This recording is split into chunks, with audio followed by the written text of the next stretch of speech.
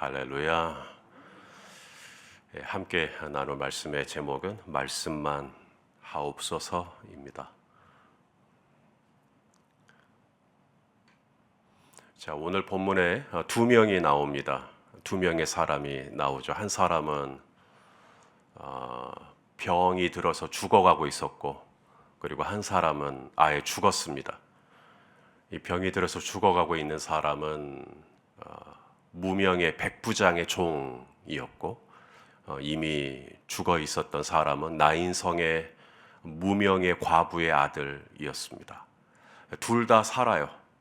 죽을 병에 걸린 종도 살게 되고, 나인성 과부의 아들도 살게 됩니다. 어떻게 이런 놀라운 은혜가 있을 수 있었을까? 저와 여러분도 다 살기를 원하잖아요. 내가 사랑하는 사람도 살기를 원하는데 어떻게 이런 은혜가 있을 수 있었을까? 먼저 이 백부장의 종이 어떻게 살게 됐나를 먼저 보려고 합니다. 이 백부장의 종이 병이 들어서 죽게 되었다. 오늘 본문에 나오죠. 자, 7장 2절 말씀을 읽어보겠습니다. 시작. 어떤 백부장의 사랑하는 종이 병들어 죽게 되었더니. 누가 병이 들어 죽게 되었다고요? 백부장의 아들이 아닙니다. 백부장의 딸도 아닙니다. 백부장의 종이에요. 종이 병이 들었어요. 종이 병이 들었는데 그것도 그냥 지나가는 감기 정도의 병이 아니라 죽을 병에 걸린 겁니다. 그런데 백부장이 그 종을 어때요? 사랑합니다. 이게 참 믿겨지지 않는, 이게 로미오와 줄리엣의 사랑 이야기도 되게 안타까운데, 이건 백부장과 종이 어떻게 사랑해요? 백부장이 종을 어떻게 사랑하냐고요. 근데 이 종이 나음을 받습니다. 오늘 본문이 끝나는 10절에 보면 보내었던 사람들이 집으로 돌아가 보매 종이 이미 나아 있었더라. 분명히 죽을 병이라 그랬고, 아프고 시름시름 앓고 막 헛소리하고 이런 종이었는데 나아 있었다. 어떻게 이럴 수가 있었지? 자, 1절부터 10절 사이에 무슨 일이 있었던 거죠? 그게 뭐냐면 백부장의 간구가 들어갑니다. 백부장이 예수님께 나와 간구하죠. 종을 살려달라고. 이것이 간구의 힘입니다. 오늘 아침에도 우리 성도님들 간구하러 이 자리에 나오셨을 텐데, 오늘 백부장의 간구를 들으시고 백부장이 사랑하는 사람을 고쳐주셨듯이 우리 성도님들이 오늘 아침 간구하실 때 우리 주님께서 우리 성도님들이 사랑하는 그 사람을 고쳐주시고 새롭게 해주시기를 소망합니다. 이 예수님 당시에 이 종의 위치가 굉장히 열악했습니다. 우리가 땅을 팔 때 삽이 필요하고 밭을 갈 때 쟁기가 필요하다면 그냥 그런 부속품, 소모품 중에 하나가 종이에요. 당시의 종. 종에게는 법적인 권한도 없고 독립적인 인격체로 존중받지도 못합니다. 종은. 그냥 종은 소모품이에요. 시장에 가면 종들이 있어요. 내가 사서 쓰면 되고 마음에 안 들면 내가 갖다 다시 팔면 돼요. 중고로 쓰듯이. 근데 이 종이 병이 든 겁니다. 그러면 당시의 그 자료들을, 병든 종을 어떻게 처분하나 보면 이 종을 방치합니다. 병이 들었으니까 방치해요. 죽게 내버려둬 버립니다. 그게 당시 사회적인 분위기였대요. 그런데 이 병든 종을 백부장은 사랑합니다. 그리고 그 종을 고치기 위해 오늘 장로들을 예수님에게 보내죠. 그리고 예수님을 통해서 이 종을 고쳐달라고 말을 합니다. 자, 오늘 본문 3절 말씀을 같이 읽겠습니다. 시작. 예수의 소문을 듣고 유대인의 장로 몇 사람을 예수께 보내어 오셔서 그 종을 구해 주시기를 청한지라. 누가복음이죠. 누가복음에서는 이 백부장이 예수님께 장로들을 보내요. 그리고 장로들이 대신 구합니다. 오셔서 이 백부장의 종을 고쳐주십시오. 근데 마태복음에서는 좀 달라요. 마태복음에서는 백부장이 직접 나오는 것으로 되어 있습니다. 백부장이 직접. 뭐 장로들이 나왔든 직접 나왔든 뭐 같은 의미죠. 어쨌거나 지금 백부장은 예수님께 간구하고 있는 거니까 이 장로들이 예수님께 나와서 예수님 백부장의 종을 좀 고쳐주십시오라고 말하는 근거, 왜 예수님이 이 백부장의 종을 구해줘야 되는가, 왜 고쳐줘야 되는가, 그 근거가 있어요. 자, 그 다음 절 4절과 5절을 또 보겠습니다. 시작. 이에 그들이 예수께 나와 간절히 구하여 이르되 이 일을 하시는 것이 이 사람에게는 합당하니이다. 그가 우리 민족을 사랑하고 또한 우리를 위하여 회당을 지었나이다 하니. 자, 장로님들이, 유대인의 장로님들이 예수님께 나와서 왜 백부장의 기도를 들어주는 게 맞다고요? 회당 지어줬대요. 우리 유대인들을 위해서 회당 지어줬대요. 그러니까 이 사람 소원 들어주라는 거죠.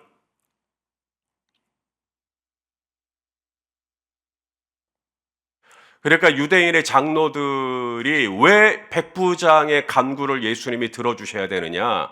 이 백부장은 선행을 한 겁니다. 선행. 유대인 장로들의 입장에서는 착한 사람, 좋은 사람, 우리들에게 좋은 일 해주는 사람, 우리를 사랑해주고 우리를 위해서 회당 지어주고, 이 사람 진짜 착한 사람, 좋은 사람.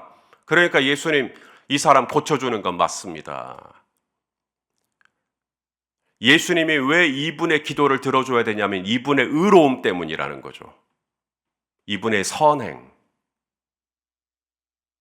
이분이 너무 착하니까 꼭 좀 들어주셔야 된다라는 거예요.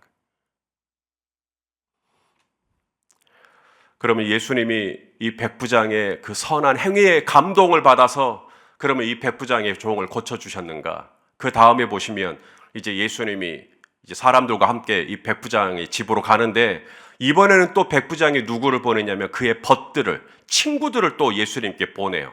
그러면서 뭐라 그러냐면 오지 말라는 거예요. 우리 집에 오시지 말라는 거예요.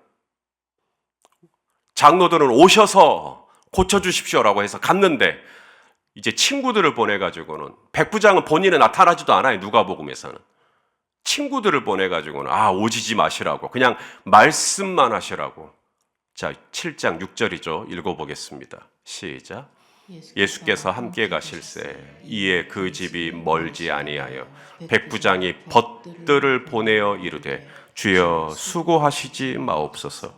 내 집에 들어오심을 나는 감당하지 못하겠나이다. 마태복음에서도 마찬가지로 백부장이 그렇게 얘기해요. 오실 필요 없다고, 그냥 말씀만 하라고. 그 다음 7절 말씀도 같이 읽죠. 시작. 그러므로 내가 주께 나아가기도 감당하지 못할 줄을 알았나이다. 말씀만 하사 내 하인을 낫게 하옵소서. 따라서 합시다. 말씀만 하옵소서. 말씀만 하옵소서.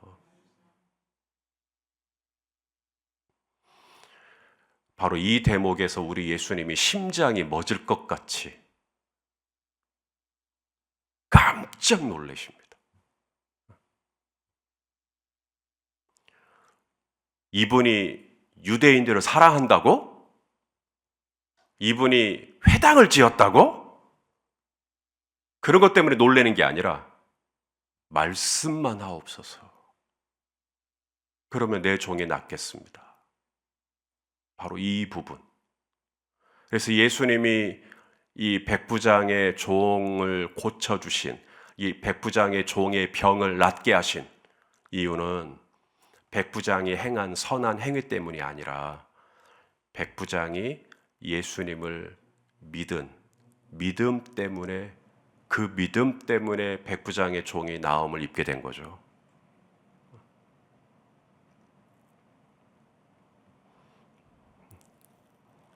자, 우리 7장 9절 말씀 또 읽어보겠습니다. 시작. 예수께서 들으시고 그를 놀랍게 여겨 돌이키사 따르는 무리에게 이르시되 내가 너희에게 이르노니 이스라엘 중에서도 이만한 믿음은 만나보지 못하였노라 하시더라. 백부장은 이방인이잖아요. 로마 사람이니까. 이방인도 이렇게 예수님을 믿어요. 예수님 믿는다라는 말이 뭐냐 도대체? 예수님 믿는다라는 말이 뭐냐? 회당 지어주는 것이 예수님 믿는 거냐? 교회당 짓는 것이 예수님 믿는 거냐? 착한 일 많이 하는 것이 예수님 믿는 거냐? 선교 많이 하는 것이 예수님 믿는 거냐? 맞죠? 틀림없이 맞습니다. 예수님 믿는다라는 것은 선한 행실로, 착한 행실로 하나님의 이름을 영화롭게 하는 것 참 맞습니다. 그런데 믿음의 본질이 뭐냐? 믿음의 본질이 뭐냐면 예수님의 말씀을 믿는 겁니다. 예수님의 말씀을. 예수님이 말씀하시면 그 말씀이 이루어질 줄로 믿는 것이죠. 예수님의 말씀은 틀림없이 이루신다.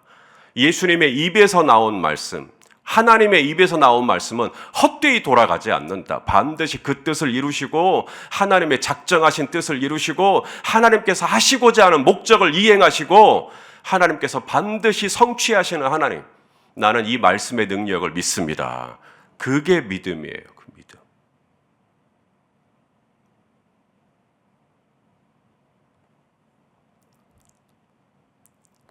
예수님의 말씀은 그가 백부장의 하인이라고 해서 예수님께서 안 고쳐주시고 무시하시고 그런 게 아니라 비록 하인이라 할지라도 지금 여기서 중요한 것은 백부장이 이 종을 사랑하는 것 아닙니까? 백부장이 사랑하는 사람이 지금 아픈 거잖아요. 예수님께서 이 백부장의 간구를 들어주시고 백부장의 믿음 때문에 그 하인을, 그 종을 고쳐주신 것처럼 오늘도 우리 주님께 대한 믿음을 가지고 또 사랑하는 사람들을 위해서 간구하시고 또 하나님께서 그 기도를 응답해 주시는 은혜가 여러분에게도 함께 하시기를 간절히 소망합니다. 자, 이제는 나인성 과부의 아들을 보겠습니다. 자, 나인성 과부의 아들 분명히 죽었습니다. 오늘 본문을 보시면 장래 행렬이 나타나고 있죠. 자, 13절부터 보도록 하겠습니다. 시작. 주께서 과부를 보시고 불쌍히 여기사 울지 말라 하시고 가까이 가서 그 관에 손을 대시니 맨 자들이 서는지라. 예수께서 이르시되 청년아 내가 내게 말하노니 일어나라 하심에 죽었던 자가 일어나 앉고 말도 하거늘 예수께서 그를 어머니에게 주시니. 자, 나인성에 사는 한 과부인 어머니. 이 나인이라고 하는 이름의 뜻은 기쁨이란 뜻이에요. 히브리어로 기쁨. 근데 이 기쁨의 성에 한 슬픔의 어머니가 있는 겁니다. 대비를 이루기 위한 문학적인 장치이기도 한데 이 어머니가 한 일이 뭐죠? 자기 아들 죽었는데 자기 아들 살리기 위해서 이 어머니가 한 일이 뭐죠? 백부장처럼 장로를 보냈나요? 백부장처럼 벗들을 보냈나요? 백부장처럼 유대인들을 사랑했고 회당이라도 지어줬나요? 아니, 회당이 아니라 그냥 방 한 칸이라도 지어줬나요? 아니면 이 과부가 예수님의 이름으로 예수님께 나와서 예수님의 옷자락이라도 붙들고 우리 아들 좀 살려주시오라고 했나요? 이 어머니는 한 게 하나도 없습니다. 이 어머니는 그냥 당신의 아들이 죽었으니까 그냥 그 슬픔에 완전히 잠겨서 그냥 그 장례 행렬에 그냥 같이 합류해서 따라가고 있었던 것 뿐이에요. 거기에 예수님이 있었는지도 몰라요. 그건 이 과부에게 지금 하나도 문제가 될 게 없는. 그런데 나인성 과부의 아들이 어떻게 살게 됐나 보니까 주께서 과부를 보시고 슬피 우는 한 어머니, 슬피 우는 한 어머니, 이 기쁨의 성에 전혀 어울리지 않게 슬퍼하는 한 여인의 눈물, 우리 예수님께서 불쌍히 여기셨다. 이 불쌍히 여기셨다라는 이 단어가 자녀를 산고를 통해서 낳잖아요. 우리 자매님들이, 여인들이 그 단어래요. 그러니까 과부를 보시고 마치 산고를 겪듯이 아파하시는 거. 너무너무 아파하시는 거. 산통을 하듯이 과부가 너무 불쌍하게 느껴지신 거죠. 근데 이런 단어가 한두 번 나오는 게 아닙니다. 복음서에 보면 이게 한 나병을 가지고 있는 분이 예수님께 나왔을 때 예수님이 그 나병 환자를 보고 불쌍히 여기사, 똑같은 단어. 또한 베세다에서 떡 5개와 물고기 2마리로 배불리 먹이실 때도 예수께서 무리를 보시고 불쌍히 여기사, 목자 없는 양같이 유리하는 것을 안타까이 여기, 똑같은 단어들이 몇 번 나옵니다. 그래서 예수님이 불쌍히 여기면 뭔가 역사가 일어납니다. 예수님이 불쌍히 여기면 거기서 뭔가 기적이 일어나기 시작해요. 그래서 이 과부는 어떤 선한 행위도 하지 않았어요. 이 과부는 새벽에 일어나 기도한 것도 아니에요. 이 과부가 무슨 작전 기도를 한 것도 아닙니다. 이 과부가 무슨 회당을 지어준 것도 아니고 뭐 누구에게 가서 전도한 것도 아니고, 이 과부는 그저 슬퍼하고 있었고 울고 있었고 낙심하고 있었고 두려워하고 있었고 근심하고 있었고, 그런데 예수님이 이 과부를 불쌍히 여기사 이 과부의 아들을 구해주신 거죠. 과부를 구해주신 게 아니라 과부의 아들을. 그러니까 하나님이 저와 여러분을 불쌍히 여기시잖아요. 우리 이병조 집사님을 불쌍히 여기시면 하나님이 그 은혜가 하경이하고 하선에게 가는 겁니다. 하나님이 나를 불쌍히 여기면 저 때문에 우리 성도님들에게 은혜가 갈 수 있겠죠. 하나님이 우리 성도님들을 불쌍히 여기면 우리 성도님들 때문에 여러분의 아내가, 여러분의 자녀들이 하나님의 은총을 입을 수 있겠죠. 나를 불쌍히 여겨주시면.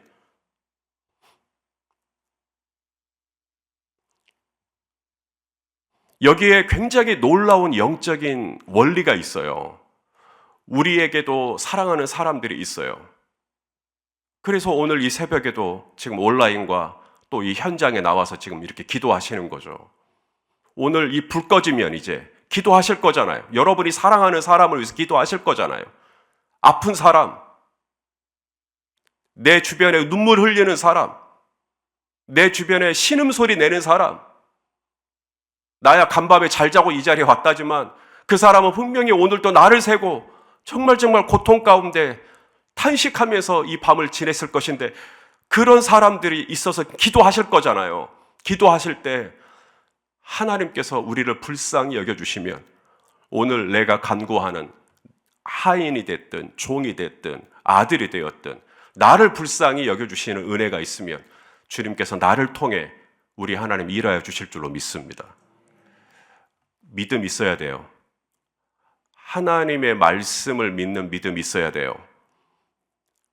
그 믿음으로 회당도 짓고, 그 믿음으로 선한 행위도 하고, 그 믿음으로 장로들과 연합하기도 하고, 그 믿음으로 벗들과 함께 사역하기도 하고, 믿음 있어야 돼요.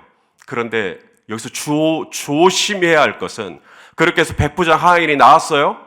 그리고 나서 이렇게 말하는 거죠. 네가 낳은 것 내 믿음 때문이야. 내가 예수님께 기도했거든. 내가 예수님께 기도해갖고 너 낳은 거야. 내가 장로도 보내고 내가 벗도 보내고, 야 내가 유대인들을 위해서 회당도 지어줬어. 그래서 예수님이 너 낳게 해주신 거야 라고 하면 안 된다는 겁니다. 백부장의 하인이 병을 낳았지만 백부장은 자신의 의로움을 자랑하지 않아요. 예수님께서 왜 이 하인을 고쳐주셨을까? 백부장을 불쌍히 여기신 거죠. 과부를 불쌍히 여기니까 그 아들이 고침받은 것처럼. 그래서 우리는 믿음을 가지고 기도해야 되고, 정말 믿음을 가지고 우리 하나님 앞에 나와야 되고, 그리고 마침내 응답을 받을 거예요.